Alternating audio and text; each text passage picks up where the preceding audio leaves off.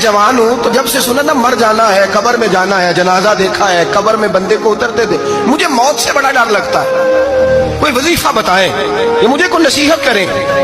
तो मीर अब्दुल वाहिद बिलगिरामी रहमतुल्लाह अलैह फरमाने लगे, बेटे तेरी जेब किस तरह की है, पैसे किस तरह के? कहने लगा हुजूर बड़ा करम है अल्लाह का, मालदार हो, खुशहाल हूँ। आपने फरमाया एक प्रोग्राम, ये नहीं उसको नफसियाती तौर पे मुतमईन नहीं किया, ना आपने उसे कोई वजीफा बताया, ना ज़हनी तौर पर उसे कोई लेक्चर दिया कि फरमाया तेरी माली पोजीशन किस तरह की है? कहने लगा हुजूर मैं अल्हम्दुलिल्लाह मालदार हूँ, अल्लाह ने मुझे नवाजा हुआ है। आप फरमाने लगे इस तरह कर, रोजाना की बुनियाद पे सदका देना शुरू कर, और फर्ज नमाज के साथ साथ रोजाना की बुनियाद पर चंद नफल पढ़ने शुरू कर।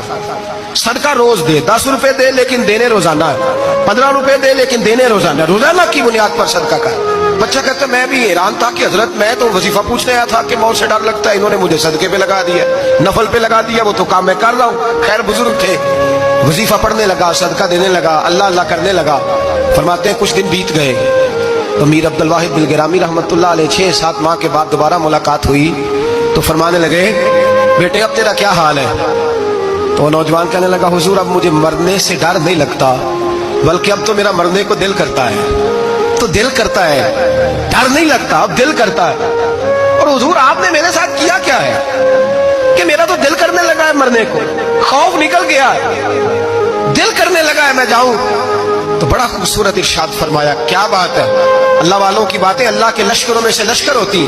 पीर सैयद अब्दुल वाहिद बिलगिरामी रहमतुल्लाह अलैह फरमाने लगे, भाई जिस जगह आदमी की प्रॉपर्टी होती है, जिस जगह उसका मकान होता है, जिस जगह उसकी जायदाद होती है, वहां उसका जाने को दिल करता है। फरमाया अब तूने सदका दे के नफल पढ़ के जन्नत में अपना मकान वो करा लिया है, अब वहां तेरा प्लाट हो गया है, अब तेरा डर नहीं लगेगा, अब तेरा जन्नत में जाने